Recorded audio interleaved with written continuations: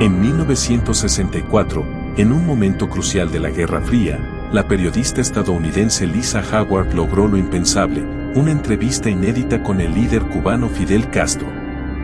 En este diálogo único, capturado en un periodo de intensas tensiones políticas, ambos discutieron temas que marcarían la historia de América Latina y el mundo. ¿Qué secretos revela esta conversación? ¿Cómo influyó en las relaciones entre Cuba y Estados Unidos? Hoy, desempolvamos estos archivos históricos y los analizamos en profundidad. Prepárense para descubrir una entrevista que ha permanecido en las sombras por décadas. Empezamos. Dr. Castro, we have spoken. Well, wait a minute, on a one. Yes. Dr. Castro, we have spoken to people who said that they live in a constant state of terror, that they believe they are watched and followed, and that they fear. Nobody have problem. If they are making conspiration against the revolution, if they are agree with the foreign policy, United States policy. The You militia. see, for example, you can see how I work. I visit every place. I have not 100 men with me. I have only few group of men helping me between the people. Everybody can come to speak with me in every place. I have never been afraid, and I would have reason, because in the United States many counter-revolution have been trained to attend against my life. I am not afraid. I feel sure between the people. I don't know what if somebody have in their mind the idea they are danger. It is a subjective problem. Do you ever fear for your United life? States? But You I want to believe in frame something United- about assassination attempt, because that was an issue the other week. We often read of reports of attempts on your life. Do you fear for your life? For example, in Soviet Union, never anybody knew that I have been killed, because anybody wished that I be killed. In United States there are many counter-revolution, and many people, there are several people that would like to reach the news that I have been killed. They confuse their wish, their illusion with with the reality. But until now I have lived 5 years between the people, and nobody never have making fire against me. I feel sure, I don't worry, and this is my job. For example, you see what paradoxical situation in United States. The president felt sure, absolutely sure. I am sure the United States government take much more measures for their personal security than I take. And they knew that the President of the United States had been killed. It was a surprise, a complete surprise. To anybody here in Cuba was a good news, because sincerely we can be political enemies, but we don't wish the death of anybody. In some way, we felt when you have some oppositor and your oppositor disappear, you don't feel satisfied. In some sense, I felt that when oppositor that disappear in a way that we cannot be agree with that way. In the situation, well, I think that many people want I be killed. All the men are called to die soon or later. Anybody is somebody does not know that. We know quite well that. Well, while we live, we work, we fulfill our job, and we are satisfied, we are happy, and we are not worried about that. If anything were to happen to you, I mean, what would you think? happened. I would ask him, if anything would happen to him, what would come next? My opinion. Wait, let me pose this. If anything were to happen to you, what do you think would be the fate of the Cuban Revolution? At the beginning, my death could be a very hard strike to the revolution, but not now. We have 5 years. We have an organization. We have several men that have wonderful condition to lead the country. I feel absolutely sure nothing will happen. Absolutely sure. I can give to the revolution my experience. Every one of us learned during the years. I have some experience. I helped the revolution with my experience. But you can be sure, as I am sure, that nothing would happen. Of course, we don't want to make the proof, but we are not worried. Sincerely, we are not worried about that. A revolution is not the job of a man. A revolution is the matter and the job of a people. And the people join in difficult situations and take a chief in difficult situations. Not a revolution never have disappear because the chief disappear. I don't want to make comparison. I am the leader of a small country, it's a revolution, but suppose the great revolution, Soviet revolution, Lenin in a very difficult situation, in much more difficult situation than our situation, died, and revolution continued. Revolution is not the job of a man, it's the job of the people. Who would take over? This is not a monarchy, and nobody is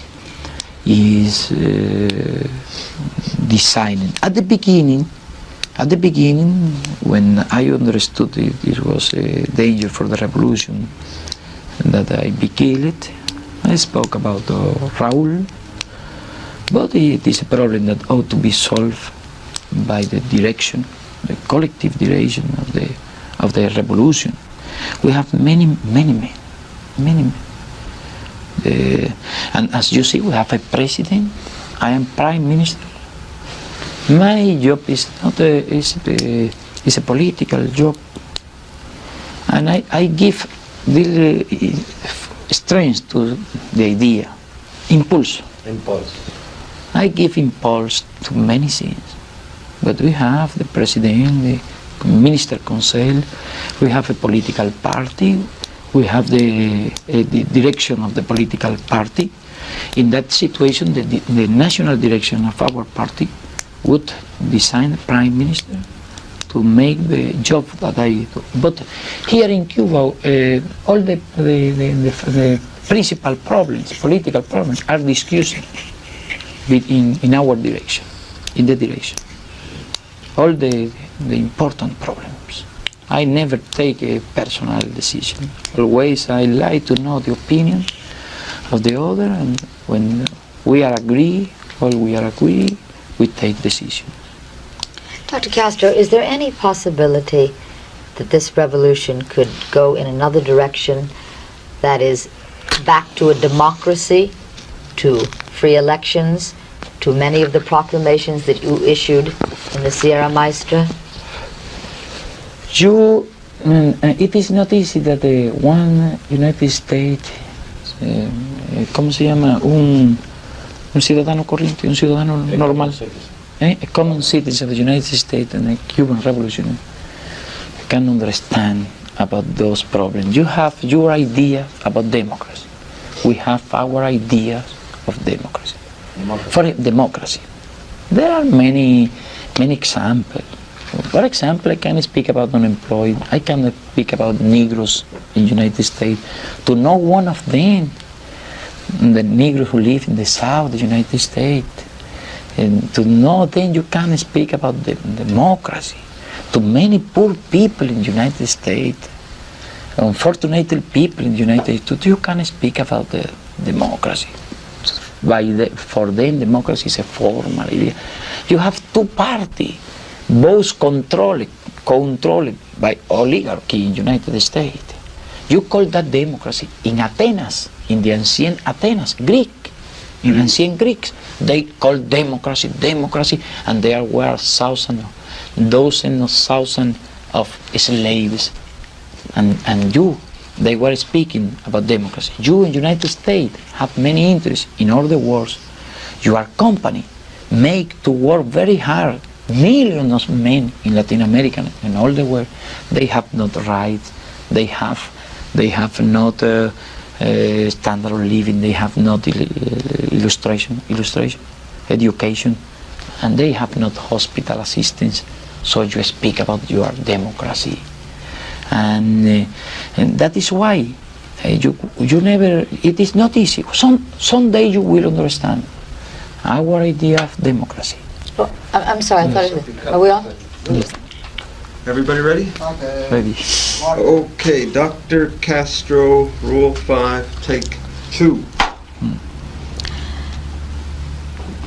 Dr. Castro, all the people that we talk with who oppose you said they opposed you because they thought that you were going to make a democratic revolution, and instead you made a communist revolution. When they say democratic, they speak about capitalistic revolution, free enterprise revolution, monopoly influence here. They are thinking in their class interest. They are not thinking in the peasant, in the labor, in the Negroes, in the student, in the intellectual. They are thinking in their material interest. That is what they call democracy. Batista said he was democracy. All those rich men, owner of lands, they were speaking about democracy. That is what they understand for democracy. Lincoln said, democracy is the government of the people, by the people, for the people. Revolution, too, is the government who take power with the people and make rules for the people. Nobody can deny that here our government is an honest government. We have disappeared all kind of vices in our society, all kind of fraud, malversation. And here every rule is made to help the people, and we have made many things for the people. 1 million Cubans didn't know to learn and to read and to write. They now know. Everybody have assured their education in Cuba. Everybody have their job sure in Cuba. The possibility of a student. Everybody, white, Negroes, everybody in Cuba. People feel this. So you have to analyze deeply the problem of Cuba to understand our problem. We have not formalized several things. We need to give a form to institutionalize several things. We had not time to do so many things during those 5 years. I want to put something about the education, because he mentioned that. Let me go into this. We visited many of the schools, and we found an extraordinary uniformity. The children seemed to answer by rote. There seemed to be a good deal of Marxist indoctrination. There seemed to be very little independent thinking. Does that disturb you? Visitaron unas cuantas escuelas que encontraron mucha uniformidad en cuanto a un adoctrinamiento marxista. Well, in your schools in the United States, what do you teach to your students? You teach your point of view. You speak them about enterprise, free enterprise. You speak them about your business, your industry, your interest in all the world. Do you speak about that to your young? You try you are the class who rules in United States. Try to teach what they want to their students. Here in Cuba, the revolution teach and prepare the young people for the revolution too. But an example, my personal example, I studied in one religious school since the first years until until I went to the university. What did they teach to me? I didn't decide which school. My father chose the schools, and they enseñaron, taught me all what they wanted. I had no opportunity to choose. And in Cuba there were 100 religious schools where the sons of the rich class were educated. Now we educate our young men in revolutions, ideas too, in our ideas. Well, but we said to the people, we teach the people, we don't want ignorant people.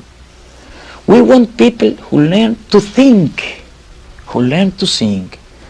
We don't say to the young boys, believe. We don't say believe.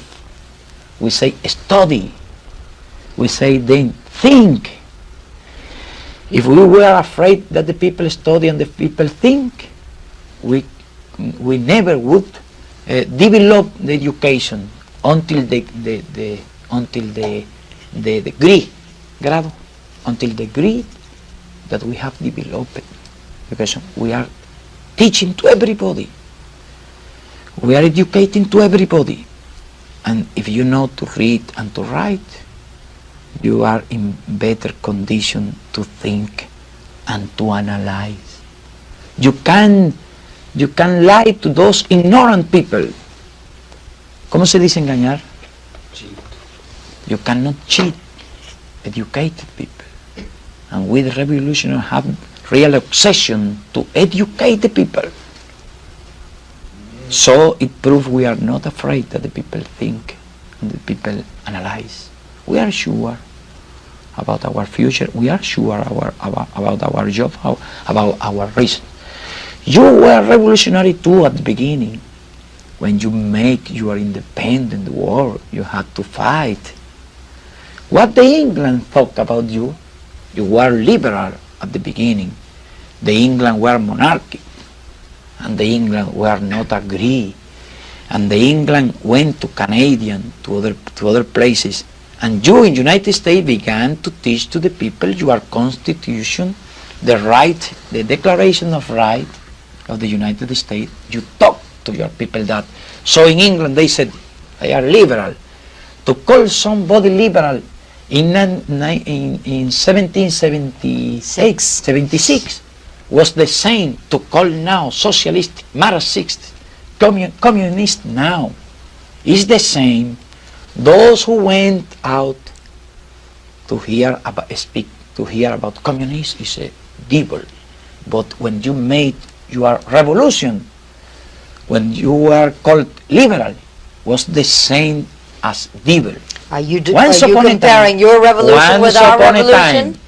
Once upon a time, you lived that experience. In the future, the world will give the reason to us.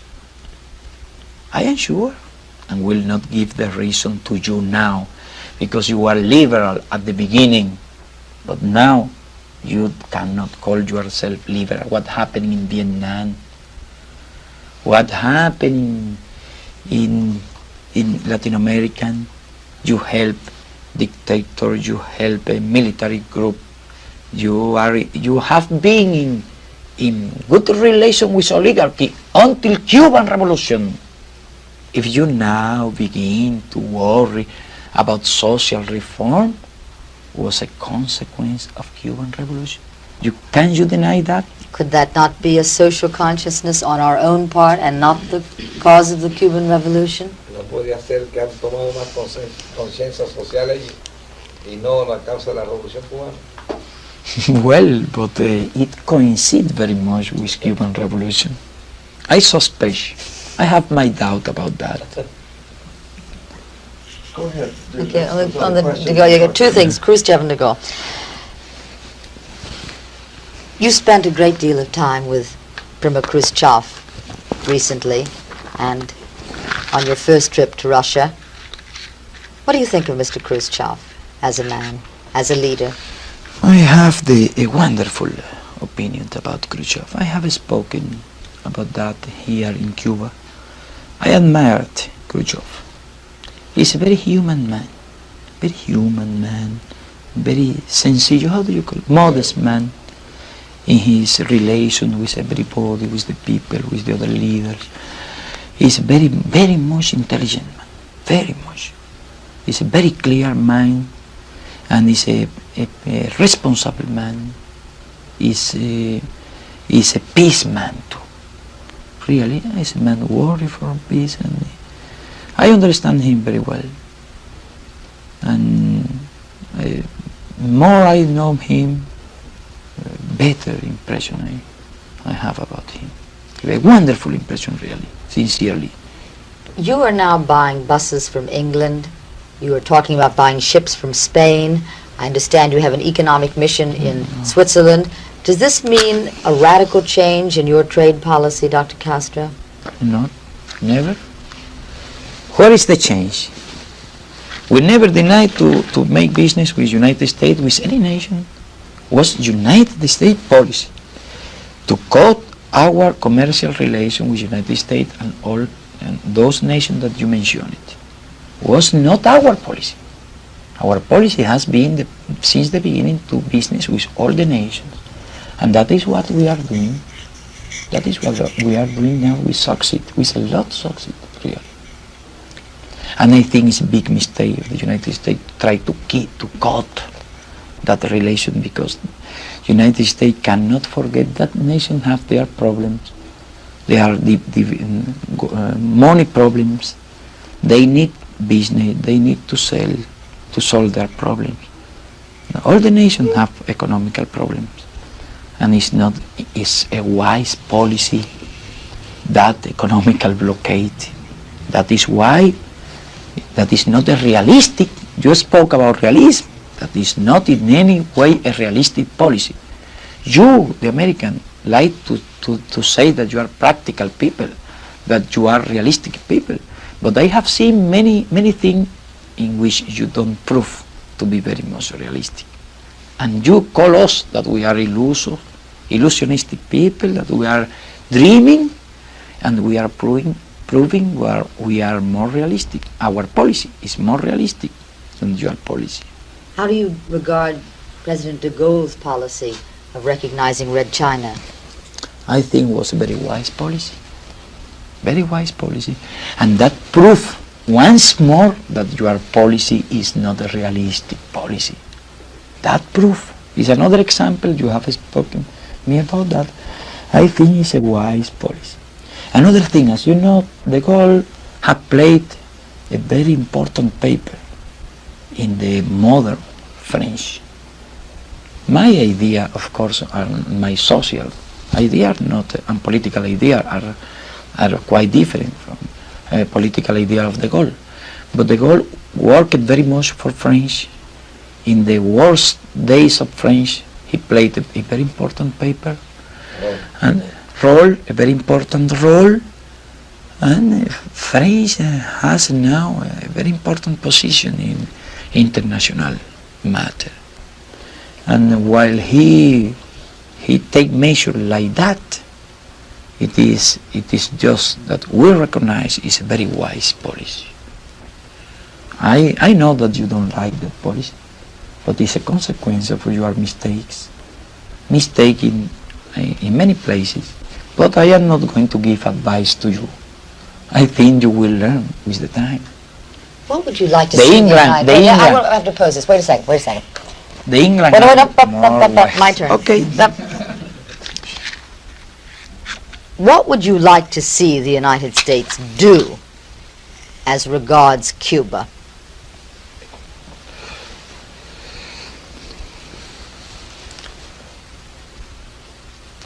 regard to Cuba, if I can make in a world to live in peace with Cuba, is the only thing. I think we wish that, but I am sure it's the only wise policy that the United States can take.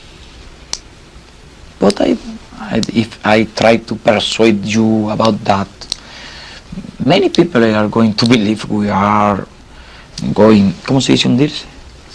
Sinking. But we feel sure, we feel happy. We can live without the United States very well. We need peace, United States need peace. The world need peace. Our policy is a peace policy. And I think that is a good policy for every nation, and of course for the United States. And I think you begin to understand the part of the problem. You begin to understand, and you will understand. I heard the fisherman to say the very intelligent thing that you had lot of things, long time. You don't appreciate simple thing. He said, the fisherman that came to live here in Cuba. You see, one American that want to come to live in Cuba.